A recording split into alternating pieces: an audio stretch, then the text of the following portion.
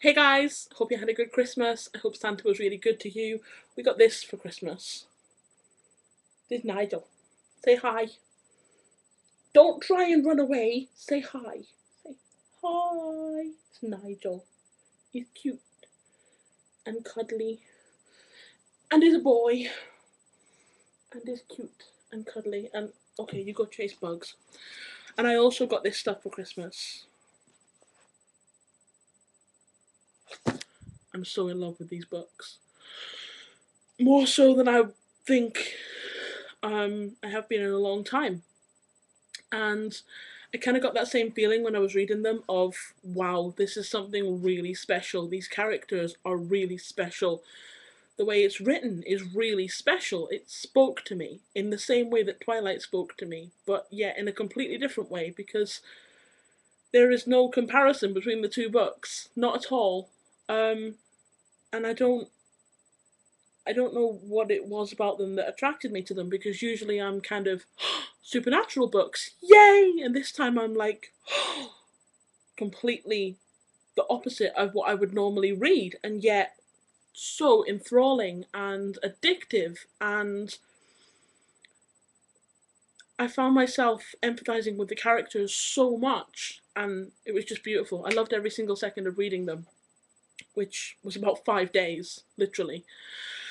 Um, First thing I did in the new year was I was reading Mockingjay. Oh my god. So there will be spoilers in this video because I'm going to talk about it because, yeah. So if you haven't read them all yet, please don't watch the video because I wouldn't want to spoil this for you because the ending is so amazing. So just turn off now. Go away and come back when you've read them. I have an eyeliner mark on my hand. Yeah. First book, I was kind of just still being drawn in.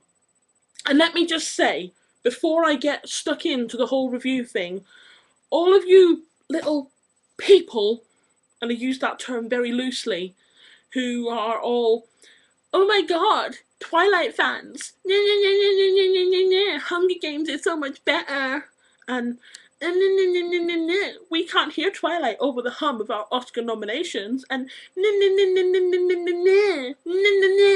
just going fucking elsewhere because no one gives a shit about your if you're just scared the cat away. Oops. If all you're gonna do is bitch and moan, yes, that is you in a mirror. Oh, for fuck's sake. If all you're gonna do is bitch and moan. 1 second. Nigel! If all you're gonna do is bitch and moan about how the comparison between them is whatever. If you think Twilight's better written, if you don't think Twilight's better written, whatever. If you think the Hunger Games are better because their actors have Oscar nominations, big fucking whoop. No one gives a shit. Because do you know what? They're fans of both. And it's not Oscar nominations and newscasters and newspapers and critics that make a book series or a film series or a TV series or a saga of any kind so special and so magical. Do you know what it is? It's the fans. And if the fans bitch and piss and whine and moan at each other, all that's going to happen is that everybody that remembers what happened when they were part of that fandom, it's all going to be, oh my god, everybody just used to bitch at each other because you don't hear about Harry Potter fans all bitching at each other. But Harry Potter fans like to bitch and moan about Twilight, and Twilight fans like to bitch and moan about Harry Potter, and now it seems Hunger Games is getting in there as well, so just don't. Fuck off with that, because if I see the comments, I will just delete them. I can't be bothered with your bullshit. Fuck off. Bullshit. So yeah, first book really drew me in. I loved the way that Katniss has learned to expect kind of the worst. Like, she still hopes for the best, but she expects the worst. And I think that's something a lot of people do, but I think it's so difficult to be able to compare your own life to the life that they lead because although everybody's known some kind of having to go without, it's completely on another level. And it makes you feel for the people that are existing today in a society like the one in that. It's obviously not the same because this is in the future, but people who are living under dictators must have some idea of what this is like, and it makes you wonder, really makes you wonder a lot of things, which is one of the reasons why I don't think the book is good for little kids at all.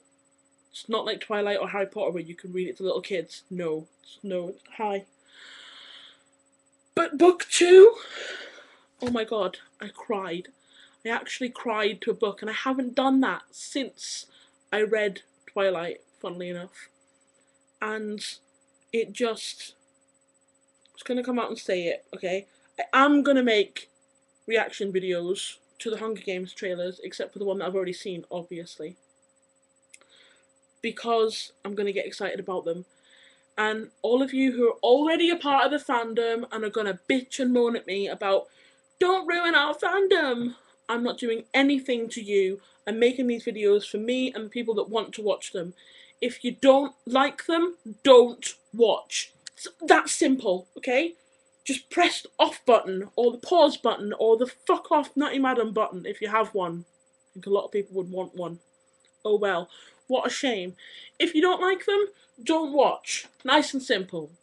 Book 3 went in a very different direction, and I found myself reading it and thinking, this is so not the kind of book I would normally read. Not the kind of film I would normally watch as well. When it comes out, I think it's just odd. And because so many people died, and I was like, what the hell? But the ending was perfect. Absolutely perfect. And it wrapped everything up so perfectly. And the one thing that I found that I was thinking of, I couldn't help but compare it to Twilight in one way, and that is that with Twilight, the ending, I think, was a lot of people's worst nightmare. And I personally loved it. I'm just going to put those to one side. I personally loved the ending to Twilight, but I know that a lot of people didn't.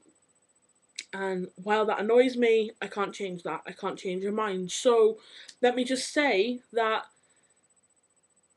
the ending to the Hunger Games is so different in that it wraps everything up. And the characters aren't all, oh, my life is so perfect, I popped out a vampire baby, and oh my god, they're gonna kill us, oh look, they went away. It's basically what Twilight is. I loved it, but that's basically what it is. And the Hunger Games is not like that. There's so much hurt and pain, and what they have to go through is so monumentally, mind-blowingly bad and terrifying to try and imagine. But at the same time, the ending doesn't just, oh, we were so happy afterwards, all our families are dead and we have fucked up brains now, but we're happy. No, they're happy because they have no choice, because for what they fought for, not to be happy after that doesn't bear thinking about, because it's just a waste. And I just love it. I love everything about it. So I'm not going to tell you anymore because I'm scared that you're still watching if you haven't read them yet. So please go and read them. They're so good. And I have to go now. I have to go and sleep because it's like 2 a.m. in the morning. But I love you guys, and I will speak to you very, very, very, very, very, very soon.